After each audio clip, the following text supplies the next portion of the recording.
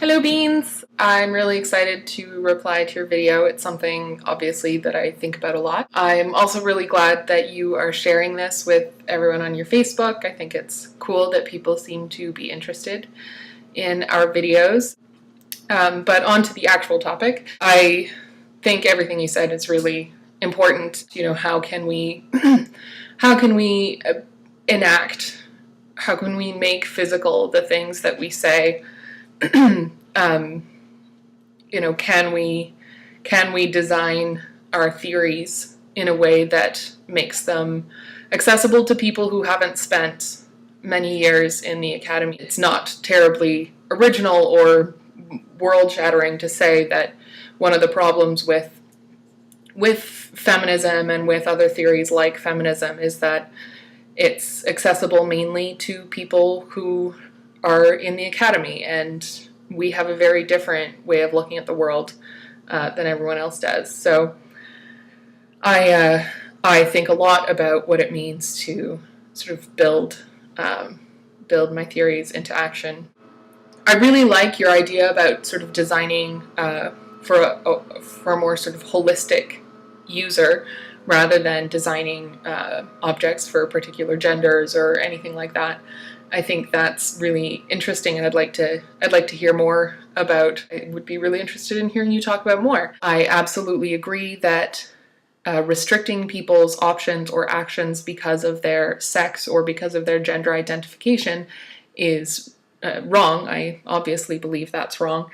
I also understand that gender identification is incredibly important for many people, whether or not that gender is the one they were assigned. How do we design holistically in a way that doesn't erase the sort of importance of gender identification for many people?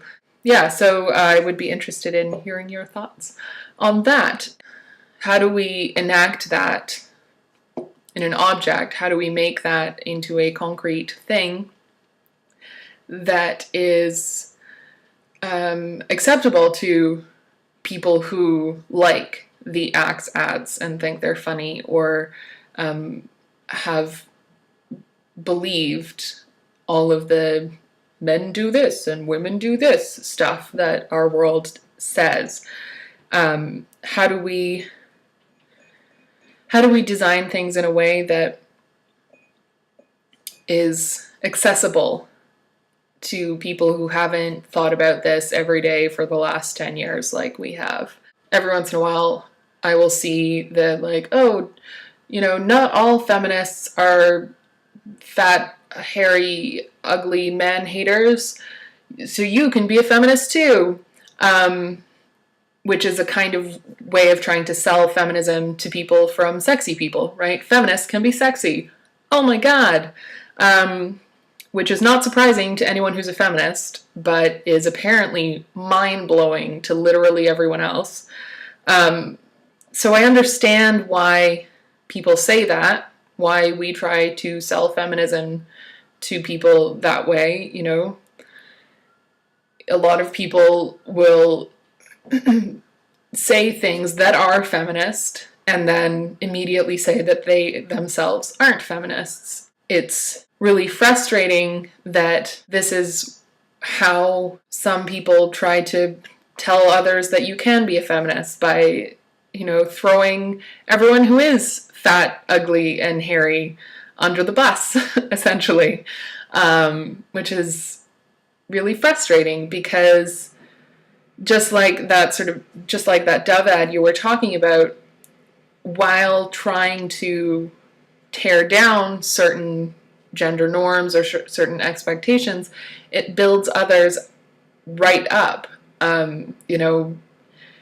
It's okay if you think that you're ugly because other people think that you're pretty, so it's fine, you are pretty. And it's okay that you have feminist ideals, because you don't have to be ugly to be feminist. You don't have to be one of those feminists because they're gross. Finally, to wrap up, and I'm going to be editing this so it won't currently be 11 minutes long, I feel really strongly that moving forward for myself, what I need to do is theorize and build.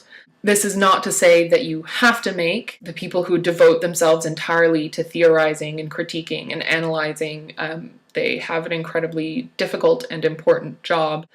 But for myself and my own goals, I need to think and make. And this is sort of what I was getting at with my question a while ago, a few videos ago, where I asked, do you have to make games in order to be able to talk about them?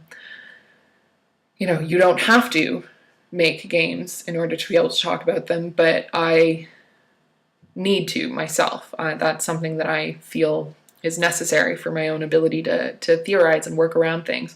And I feel the same way about my intersectional feminist theory, which is that I need to be creating things and bringing those things outside of the university. Not as a kind of like ambassador, because that's gross. I want to make things that people can play around with and respond to and can reshape for themselves. And I don't know the best way to do that, especially when a lot of the tools that I would need to use are tools that have been part of oppressive structures and systems. You know, how can I make a locative game that critiques colonial maps when I am making that game using a GPS? I don't know, but this is why I'm going to be in school for the next like 5 or more years, because that's hopefully something that I'm going to work through. So yeah, that's what I think, and hopefully once I edit it, it has made some kind of sense and isn't just me rambling for 14 minutes. So we'll see how it works. Bye, beans!